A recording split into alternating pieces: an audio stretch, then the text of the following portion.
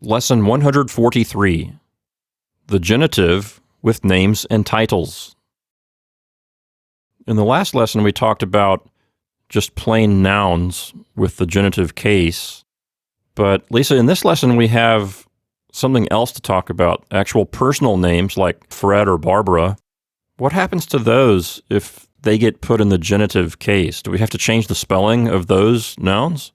We just add an S at the end. So it's very similar to the English. This time also it precedes the item it's possessing. So we have Freds Katze. The only difference really is that we do not use the apostrophe. You just put the S behind it and you're good. Boy, that's really similar to English, is it not? Yes. So I think for our listeners, this will not be very hard because it's so similar to what we already do. It's the same for titles, like with Frau or Herr. You have Frau Johnson's Hund here in the example. You put the S at the end of the last name, just no apostrophe. And with Herrn Smith, you also put the S at the end of the last name. A little tricky here is that Herr has an extra N. Just try to remember that for now, because it would go into too much detail why that is.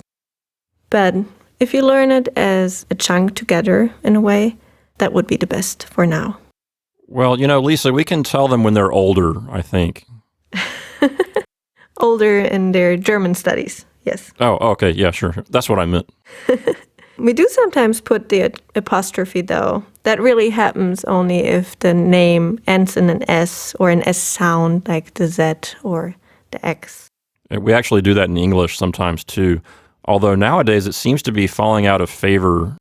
Nowadays they're advising, for example, in the Chicago Manual of Style, they're saying even if a word ends with an S, they're saying to put an apostrophe and an additional S, which is actually the way I teach it in this book and in all my books.